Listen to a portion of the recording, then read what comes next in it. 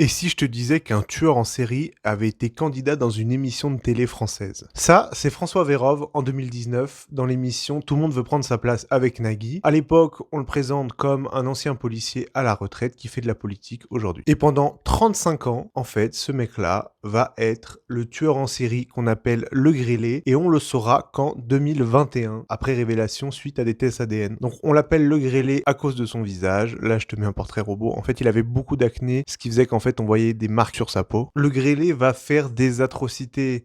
Viol et meurtre sur enfants, meurtre sur des adultes. À chaque fois, pour tromper la vigilance de ses victimes, et ben en fait, il va juste présenter sa carte de policier. Il s'arrête à peu près en 1996, sauf qu'en fait, la police judiciaire a beaucoup de doutes sur l'identité du tueur. Pense comprendre qu'en fait, il serait des forces de l'ordre parce que il repère des éléments comme des menottes de police, comme apparemment des témoins qui parleraient d'utilisation d'une carte de police. Sauf que le dossier est un peu sans suite. Et en 2021, et le juge d'instruction demande à prélever l'ADN de 750 policiers de cette époque-là, entre les années 80 et 90, pour pouvoir en fait les confondre avec l'ADN qui avait été trouvé sur place à l'époque. François Vérove va donc se suicider et laisser une lettre chez lui où il avoue qu'en fait il a fait tous ces crimes, qu'il agissait sous des pulsions, qu'il attribuait à son enfance difficile. Et donc suite à son suicide et à cette lettre, il y a une comparaison d'ADN qui est faite entre le tueur et François, et évidemment, concordance, on voit que c'était lui, le tueur en série qui s'appelait Le Grêlé. Et puis sur cette affaire aussi, si tu veux te renseigner, je sais qu'il y a un docu-fiction qui est sorti sur France TV, je l'ai pas du tout encore regardé. Et par rapport à Tout le monde veut prendre sa place, je sais pas du tout s'il y a eu un message en fait de, pas de soutien, mais d'excuses suite à ça, après les mecs savaient pas. Mais